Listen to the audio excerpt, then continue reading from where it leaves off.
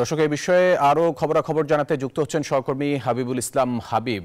হাবিব, ট্রাইব্যুনালে এবার অভিযোগ দাখিল করলো বিএনপি, কি বলছেন দলটির নেতারা? ট্রাইব্যুনাল কি পদক্ষেপ নেবে এই বিষয়টা নিয়ে?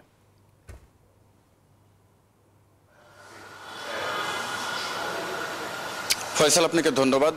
কিছুক্ষণ আগে বিএনপির গুম খুন বিষয়ক তথ্য সংগ্রহ কমিটির দুজন সদস্য এসেছিলেন। তারা আন্তর্জাতিক অপরাধ ট্রাইব্যুনালের চিফ প্রসিকিউটর তাজুল ইসলাম বরাবর বা প্রসিকিউশন বরাবর এই তথ্য তারা অভিযোগ আকারে জমা দিয়েছেন এবং সেখানে সাবেক প্রধানমন্ত্রী শেখ হাসিনা এবং সংশ্লিষ্ট মানে যে এলাকায় থেকে গুম খুন করার অভিযোগগুলো তারা দিয়েছেন সেই সমস্ত সংশ্লিষ্ট থানার ওসি এবং এসপি সহ সংশ্লিষ্ট আইন শৃঙ্খলা বাহিনীর সদস্যদের নামে এই অভিযোগগুলো দায়ের করেছেন তারা। এবং তারা বলছেন যে 2008 থেকে 24 সাল পর্যন্ত তাদের যে 2276 জনকে নিখোঁজ হয়েছে, গুম, হত্যা এবং খুনের অভিযোগ, অনেকে এর ভিতরে নিখোঁজ রয়েছে। এটি মূলত হয়েছে আওয়ামী লীগ সরকার কর্তৃক তাদের আইন শৃঙ্খলা বাহিনী দিয়ে বিএনপির রাজনৈতিকভাবে বিএনপিকে একেবারে দমন পীড়নের উদ্দেশ্যেই মূলত বা বিএনপির রাজনৈতিককে ধ্বংস করার উদ্দেশ্যে এ ধরনের কর্মকাণ্ড আওয়ামী লীগ সরকার পরিচালিত করেছিল। এর মধ্যে অনেকেই এখনো পর্যন্ত নিখোঁজ রয়েছেন যারা গুম হয়েছিলেন।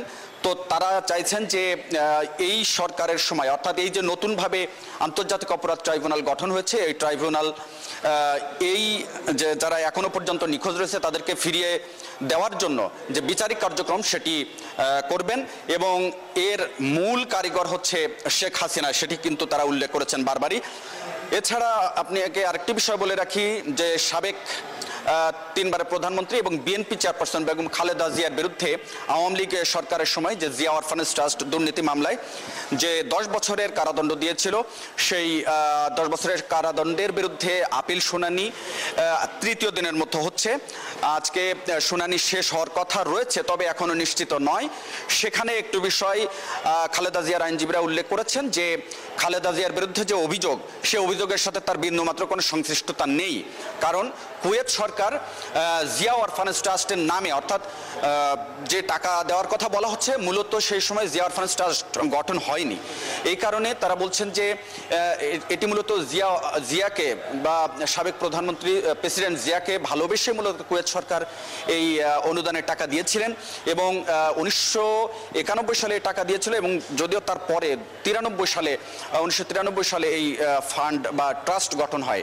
তো এটি এবং ট্রাস্টের জমি ক্রয় বাবদ অন্য ফান্ডে এই টাকা ট্রান্সফার করা হয় এবং সেই বিষয়গুলো তারা তথ্য উপাত্তগুলো তুলে ধরছেন। আজকে হয়তো দেখা যাক, শেষ হলে আপনার মাধ্যমে দর্শকদেরকে আরও বিস্তারিত জানাতে হবে। এই ছিল আমার কাছে হাইকোর্ট এবং ট্রাইব্যুনালের সামগ্রিক চিত্র।